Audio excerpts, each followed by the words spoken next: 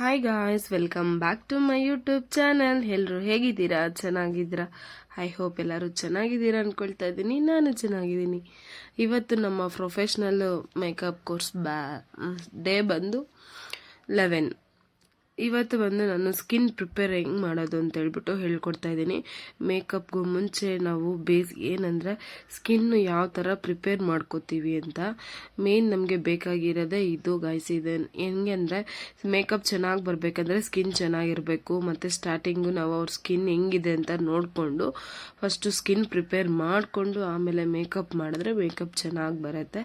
ಅದರಿಂದ ನಾನು first skin ನೋಡ್ಕೊತಾ ಇದ್ದೀನಿ. ಅವ್ರಿಗೆ ಫುಲ್ ಹೇರ್ಸ್ ಇದೆ, ಫೇಸ್ ಎಲ್ಲನೂ ಹೇರ್ಸ್ ಇತ್ತು. ಹೇರ್ಸ್ ಇದ್ರೆ ನಾವು ಮೇಕಪ್ ಮಾಡಿದ್ರೆ ಅದೇನಾಗುತ್ತೆ ಅಂದರೆ ಫುಲ್ ಸ್ವೆಟ್ ಆಗಿಬಿಡುತ್ತೆ. ಹೇರ್ ಇರೋ ಹತ್ರ ಎಲ್ಲ ಸ್ವೆಟ್ ಜಾಸ್ತಿ ಆಗುತ್ತೆ ಮೇಕಪ್ ಮಾಡಿದಾಗ. ಅದು ಮೇಕಪ್ ಎಲ್ಲ ಗ್ರೇ ಆಗಿಬಿಡುತ್ತೆ. ಅದರಿಂದ ನಾವು ಯಾವಾಗಲೂ ಅಷ್ಟೇ ಏನೇ ಮೇಕಪ್ ಮಾಡಬೇಕಂದ್ರೆ ಫಸ್ಟು ಫೇಸಲ್ಲಿರೋ ಹೇರ್ಸ್ ಎಲ್ಲ ರಿಮೂವ್ ಮಾಡಬೇಕಾಗುತ್ತೆ.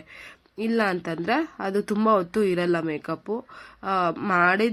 ಮಾಡಿದಾಗ ತಕ್ಷಣ ಚೆನ್ನಾಗಿರ್ಬೋದೇನೋ, ಮತ್ತು ಒಂದು ಸ್ವಲ್ಪ ಹೊತ್ತಾದ್ಮೇಲೆ ಸ್ವೆಟ್ ಎಲ್ಲ ಆಗುತ್ತೆ, ಗ್ರೇ ಮುಖ ಎಲ್ಲನೂ ಫುಲ್ಲು ಗ್ರೇ ಥರ ಆಗ್ಬಿಟ್ಟು ಚೆನ್ನಾಗಿ ಕಾಣಿಸಲ್ಲ. ಅದರಿಂದ ಯಾವತ್ತೂ ಅಷ್ಟೇ ಮೇಕಪ್ ಮಾಡೋಕ್ಕೂ ಮುಂಚೆ ಹೇರೆಲ್ಲ ಫುಲ್ ನೀಟಾಗಿ ರಿಮೂವ್ ಮಾಡ್ಕೋಬೇಕು. ಇವ್ರಿಗೆ ತುಂಬಾ ಇತ್ತು ಗೈಸ್ ಹೇರ್ಸು ಫೇಸಲ್ಲಿ. ಅದರಿಂದ ನಾನು ಬೇರೆಯವ್ರಿಗೆ ಯಾರಿಗಾದ್ರೂ ತೋರಿಸೋಣ ಮಾಡಿ ಅಂತ ಅಂದ್ಕೊಂಡೆ. ಇವರೇ ನನ್ನ ಹತ್ರ ಟ್ರೈನಿಂಗ್ ಬಿಡ್ತಾ ಇರೋದು. ಆದರೆ ಅವ್ರಿಗೇನೆ ತುಂಬ ಹೇರ್ಸ್ ಇತ್ತಲ್ವ, ಅದರಿಂದ ನಾನು ಅವ್ರಿಗೇನೆ ಮಾಡಿ ನೀಟಾಗಿ ಹೆಂಗಿರುತ್ತೆ ಅಂದರೆ ಸ್ಟಾರ್ಟಿಂಗ್ ಫಸ್ಟ್ ಹೆಂಗಿರುತ್ತೆ ಸ್ಕಿನ್ನು ಬಿಫೋರ್ ಆಫ್ಟರ್ ಹೆಂಗಿರುತ್ತೆ ಅಂತೇಳ್ಬಿಟ್ಟು ಅವ್ರಿಗೆ ನಾನು ಅದನ್ನು ನೀಟಾಗಿ ಎಕ್ಸ್ಪ್ಲೇನ್ ಮಾಡಿದ್ದೀನಿ. ಅವ್ರಿಗೂ ಫುಲ್ಲು ಶಾಕ್. ಫೇಸಲ್ಲಿರೋ ಹೇರ್ಸ್ ಎಲ್ಲ ರಿಮೂವ್ ಮಾಡಿದ ತಕ್ಷಣ ಅವ್ರ ಫೇಸ್ ಚೇಂಜ್ ಆಯಿತು, ಗ್ಲೋ ಬಂದ್ಬಿಡ್ತು. ಅವ್ರಿಗೆ ಶಾಕ್ ಆಯ್ತಂತೆ, ಚೆನ್ನಾಗಿ ಕಾಣಿಸ್ತಿದ್ದೀನಿ ಅಂತ ಹೇಳಿದ್ರು. ಸ್ಕಿನ್ ಏನಂದರೆ ಹೇರ್ ಎಲ್ಲ ರಿಮೂವ್ ಮಾಡಿ ಒಂದು ಸ್ವಲ್ಪ ಅದಕ್ಕೆ ಫೇಸ್ಗೆ ಮಾಸ್ಕ್ ಎಲ್ಲ ಹಾಕಿದ್ರೆ ಚೆನ್ನಾಗಾಗತ್ತೆ, ಸಾಫ್ಟಾಗಿ ಆಗುತ್ತೆ ಸ್ಕಿನ್. ನಾವು ಏನೇ ಮೇಕಪ್ ಮಾಡಿದ್ರು ನೀಟಾಗಿ ಕುತ್ಕೊಳ್ಳುತ್ತೆ. ಅದು ಒಂದು ಸ್ವಲ್ಪ ನೀಟಾಗಿ ಕವರ್ ಆಗುತ್ತೆ ಮೇಕಪ್ಸ್ ಎಲ್ಲನೂ. ಅಂದರೆ ಗ್ರೇ ಆಗಲ್ಲ, ಸ್ವೆಟ್ ಆಗಲ್ಲ. ಈ ಸ್ವೆಟ್ ಪ್ರೂಫ್ ಮೇಕಪ್ ಅಂತಾರಲ್ವ ಆ ಥರ ಆಗುತ್ತೆ. ಅದರಿಂದ ಯಾವತ್ತೂ ಅಷ್ಟೇ ಮೇಕಪ್ ಮಾಡೋಕ್ಕೆ ಮುಂಚೆ ಹೇರೆಲ್ಲ ನೀಟಾಗಿ ರಿಮೂವ್ ಮಾಡಬೇಕು. ಹೇರ್ ರಿಮೂವ್ ಮಾಡಿಲ್ಲ ಅಂದರೆ ಮೇಕಪ್ಪು ತುಂಬ ಹೊತ್ತು ಇರಲ್ಲ. ಅದರಿಂದ ಓಕೆ ಗೈಸ್, ನಾನೆಲ್ಲ ನೀಟಾಗಿ ಫುಲ್ ರಿಮೂವ್ ಮಾಡಿದೆ. ಅಂದರೆ ಮಾಡಬೇಕಾದ್ರೆ ಬ್ಲೇಡ್ ಅಷ್ಟೇ ನೀಟಾಗಿ ಇಟ್ಕೋಬೇಕು. ಇದು ಏನಾದರೂ ಒಂದು ಚೂರು ಮಿಸ್ಟೇಕ್ ಆದ್ರೂ ಸ್ಕಿನ್ ಕಟ್ ಆಗೋ ಚಾನ್ಸಸ್ ಇರುತ್ತೆ. ತುಂಬ ನಿಧಾನಕ್ಕೆ ಸಾಫ್ಟಾಗಿ ಹ್ಯಾಂಡಲ್ ಮಾಡಬೇಕು ಇದನ್ನು. ನನಗೆ ಸ್ವಲ್ಪ ರೂಢಿಯಾಗಿರೋದ್ರಿಂದ ನಾನು ಸ್ವಲ್ಪ ಬೇಗನೆ ಮಾಡಿಕೊಂಡೆ. ಎಲ್ಲ ಬೇರೆಯವರು ಹೊಸ್ದಾಗಿ ಮಾಡಬೇಕಾದ್ರೆ ಸ್ವಲ್ಪ ನೋಡ್ಕೊಂಡು ಮಾಡಬೇಕು. ಯಾಕಂದರೆ ನಾನು ಸ್ಟಾರ್ಟಿಂಗಲ್ಲಿ ಮಾಡಬೇಕಾದ್ರೆ ಬೇರೆಯವ್ರಿಗೆ ಸ್ಕಿನ್ ಕಟ್ ಮಾಡಿಲ್ಲ, ನನಗೆ ನಾನು ಟ್ರೈ ಮಾಡಬೇಕಾದ್ರೂ ಎಷ್ಟೋ ಸತಿ ಕಟ್ ಮಾಡ್ಕೊಂಡಿದ್ದೀನಿ. ಈಗಲೂ ಒಂದೊಂದು ಸತಿ ಕಟ್ ಆಗುತ್ತೆ ಸ್ಕಿನ್ನು ನಮಗೆ ನಾವು ಮಾಡ್ಕೋಬೇಕಾದ್ರೆ. ಬೇರೆಯವ್ರಿಗೆಲ್ಲ ಮಾಡಬೇಕಾದ್ರೆ ನಾನೇನು ಅಷ್ಟೊಂದು ಇದಾಗಲ್ಲ.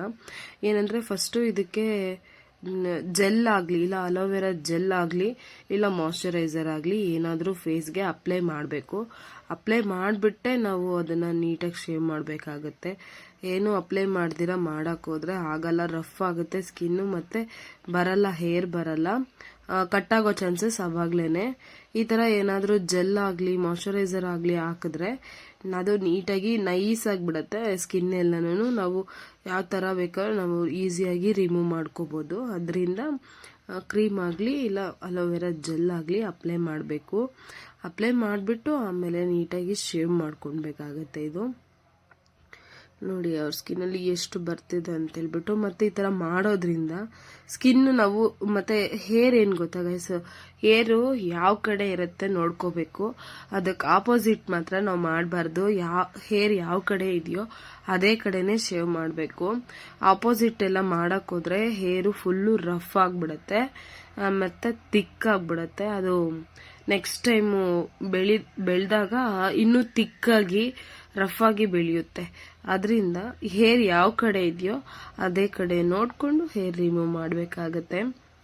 ಇದು ಪ್ರಾಸೆಸ್ ಇದೆ ಇದರಲ್ಲಿನೂ. ಇದೂ ಒಂದು ಟೆಕ್ನಿಕ್. ಯಾಕಂದರೆ ಇವಾಗ ನಾವು ಹೆಂಗಂದ್ರೆ ಹಂಗೆ ಮಾಡೋದಲ್ಲ. ಏನೇ ಕೆಲಸ ಆಗಲಿ ಪ್ರೊಫೆಷ್ನಲ್ ಆಗಿ ನೀಟಾಗಿ ಮಾಡಬೇಕು ಅಂತಂದರೆ ಅದು ಏನಿದೆಯೋ ಪ್ರೊಫೆಷ್ನಲ್ ಆಗಿ ಅದೇ ಥರನೇ ಮಾಡಬೇಕಾಗುತ್ತೆ.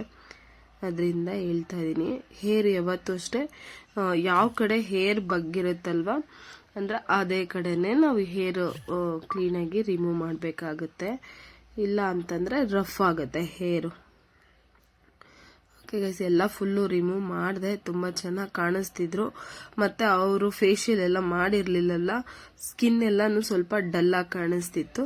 ಅದಕ್ಕೆ ನಾನೇನು ಮಾಡಿದೆ, ಹೇರ್ ಎಲ್ಲ ರಿಮೂವ್ ಮಾಡಿಬಿಟ್ಟು ಫೇಸ್ಗೆ ಪ್ಯಾಕ್ ಹಾಕಿದ್ದೀನಿ. ಪ್ಯಾಕ್ ಹಾಕ್ಬಿಟ್ಟು ಪರ್ಲ್ದೇನೆ ನನ್ನ ಹತ್ರ ಇದ್ದಿದ್ದು ಪ್ಯಾಕ್ ಹಾಕಿ ಒಂದು 15 ಮಿನಿಟ್ಸ್ ಬಿಟ್ಟೆ. 15 ಮಿನಿಟ್ಸ್ ಬಿಟ್ಟು ರಿಮೂವ್ ಮಾಡಿದ್ದೀನಿ. ರಿಮೂವ್ ಮಾಡಿ ಸ್ಕಿನ್ನು ಪ್ರಿಪೇರ್ ಮಾಡ್ಕೊಂಡಿದ್ದೀನಿ. ಅಂದರೆ ಮೇಕಪ್ ಮಾಡೋಕ್ಕೆ ಯಾವ ಥರ ಇರಬೇಕೋ ಸ್ಕಿನ್ನು ಆ ಥರ ನಾನು ಅದನ್ನು ಪ್ರಿಪೇರ್ ಮಾಡಿಕೊಂಡು ನಾನು ಒಂದು ಲೆವೆಲಲ್ಲಿ ಸ್ಕಿನ್ ಇಟ್ಕೊಂಡಿದ್ದೀನಿ. ನೆಕ್ಸ್ಟ್ ಅದಕ್ಕೆ ಮೇಕಪ್ ಮಾಡಿಕೊಂಡ್ರೆ ನೀಟಾಗಿ ಕೂತ್ಕೊಳ್ಳುತ್ತೆ ಮೇಕಪ್ಪು. ಅದರಿಂದ ಅಷ್ಟು ಮಾಡಿದೆ. ಆವತ್ತಿಗೆ ಟೈಮ್ ಅಷ್ಟೇ ಆಯಿತು. ಸರಿ ಅಂತೇಳಿ ಇವತ್ತಿಗೆ ಇಷ್ಟು ಸಾಕು, ನೆಕ್ಸ್ಟ್ ಡೇ ಮಾಡೋಣ ಅಂತ. ನೆಕ್ಸ್ಟ್ ಯಾಕಂದರೆ ಅವರು ಟ್ರೈ ಮಾಡಬೇಕಲ್ವಾ ಬೇರೆಯವ್ರಿಗೆ ಹೇರ್ ರಿಮೂವ್ ಮಾಡಿ. ಆದ್ದರಿಂದ ನೀವು ಅದನ್ನು ಟ್ರೈ ಮಾಡಿ, ನಾನು ನೆಕ್ಸ್ಟ್ ಹೇಳ್ಕೊಡ್ತೀನಿ ಅಂತ ಹೇಳ್ಬಿಟ್ಟು ಆ ಕ್ಲಾಸ್ ಅಲ್ಲಿಗೆ ನಾನು ಎಂಡ್ ಮಾಡಿದ್ದೀನಿ. ನೆಕ್ಸ್ಟು ಐ ಮೇಕಪ್ ಹೇಳ್ಕೊಡ್ತಾ ಇದ್ದೀನಿ. ಬೇಕಂದರೆ ಐ ಮೇಕಪ್ ನೆಕ್ಸ್ಟ್ ಕ್ಲಾಸ್ ಬರುತ್ತೆ, ನೋಡ್ತಾ ಇರಿ. ಓಕೆನಾ ಗೈಸ್? ನೋಡಿ ಸ್ಕಿನ್ನು ಬಿಫೋರ್ ಹೆಂಗಿತ್ತು, ಆಫ್ಟರ್ ಹೆಂಗಾಗಿದೆ ನೋಡಿ. ಎಷ್ಟು ಚೆನ್ನಾಗಿ ಕಾಣಿಸ್ತಿದೆ ಅವರಿಗೆ, ತುಂಬ ಚೆನ್ನಾಗಿತ್ತು. ಅಂದರೆ ಹೇರ್ ರಿಮೂವ್ ಮಾಡಿದ ತಕ್ಷಣವೇ ಅವ್ರಿಗೆ ಲುಕ್ಕೇ ಚೇಂಜ್ ಆಯಿತು. ಆಮೇಲೆ ಪ್ಯಾಕ್ ಒಂದು ಸ್ವಲ್ಪ ಹಾಕಿದ್ದು ಲಾಸ್ಟಲ್ಲಿ. ಪ್ಯಾಕ್ ಹಾಕಿದ್ಮೇಲೆನೂ ಅಷ್ಟೇ ಫುಲ್ಲು ಅವ್ರಿಗೇನೆ ಶಾಕ್ ಆಯಿತು. ನಾನು ಎಷ್ಟು ಚೆನ್ನಾಗಿ ಕಾಣಿಸ್ತಾ ಇದ್ದೀನಿ, ಥ್ಯಾಂಕ್ಸ್ ಅಕ್ಕ, ನನಗೆ ಇಷ್ಟು ಚೆನ್ನಾಗಿ ಕಾಣಿಸ್ತೀನೇನೋ ಅಂತ ನನಗೆ ಗೊತ್ತೇ ಇರಲಿಲ್ಲ ಅಂತ ಹೇಳಿದ್ರು. ನಾನು 15 ಮಿನಿಟ್ಸ್ ಆದಮೇಲೆ ತೆಗೆದಿದ್ದು. ನಿಮಗೆ ವಿಡಿಯೋದಲ್ಲಿ ಹಾಕಿದ ತಕ್ಷಣ ತೆಗೆದಿರೋ ಥರ ಕಾಣಿಸುತ್ತೆ, ಅದು ನಾನು ಎಡಿಟ್ ಮಾಡಿದ್ದೀನಿ ಅಷ್ಟೇ. 15 ಮಿನಿಟ್ಸ್ ಬಿಟ್ಟು ಇಲ್ಲ 20 ಮಿನಿಟ್ಸು ನಿಮಗಿದು ಹಾಫ್ ಆನ್ ಅವರ್ ಬಿಟ್ಟರು ಏನೂ ಆಗೋಲ್ಲ ಗೈಸ್, ಚೆನ್ನಾಗೇ ಇರುತ್ತೆ ಸ್ಕಿನ್ನು. ಇಲ್ಲ ಅರ್ಜೆಂಟ್ ಇದ್ದರೆ 10 ಮಿನಿಟ್ಸು ಬಿಡ್ಬೋದು. ಬಿಟ್ಟು ನಾನಿವಾಗ ಅದು ನೋಡಿ ನೀಟಾಗಿ ಟಿಶ್ಯೂ ತೊಗೊಂಡು ಕ್ಲೀನ್ ಮಾಡ್ಕೊತಾ ಇದ್ದೀನಿ. ಅಂದರೆ ಜೆಲ್ ಥರ ಹಂಗೆ ಇರುತ್ತಲ್ವ ಅದು, ಅದರಿಂದ ಸ್ಕಿನ್ ನೀವು ನೋಡ್ಬೋದು. ಆದರೆ ಗೊತ್ತಾಗ್ತಿದೆ ಅನಿಸುತ್ತೆ. ಫಸ್ಟು ಹೇರ್ ಇದ್ದಾಗ ಹೆಂಗಿತ್ತು, ಹೇರ್ ರಿಮೂವ್ ಆದಮೇಲೆ ಹೆಂಗಿದೆ ಅಂತ ಹೇಳ್ಬಿಟ್ಟು ನಿಮಗೆ ಗೊತ್ತಾಗುತ್ತೆ. ಅವ್ರಿಗೆ ನಾರ್ಮಲ್ ಪಿಂಪಲ್ಸ್ ಎಲ್ಲ ಫಸ್ಟ್ ಟೈಮ್ ಮಾರ್ಕ್ಸ್ ಇತ್ತು. ಅದರಿಂದ ನೋಡಿ ಅದು ಹೇರ್ ಎಲ್ಲ ರಿಮೂವ್ ಮಾಡಿದ್ಮೇಲೆ ಹೆಂಗೆ ಕಾಣಿಸ್ತಿದೆ ಅಂತ. ಓಕೆ ಗೈಸ್, ನೋಡಿದ್ರಲ್ವಾ ಇವತ್ತಿನ ವಿಡಿಯೋ ಇಷ್ಟೇ. ನಿಮಗೆಲ್ಲ ಇಷ್ಟ ಆಗಿದ್ರೆ ಲೈಕ್, ಶೇರ್, ಕಮೆಂಟ್ ಮಾಡಿ.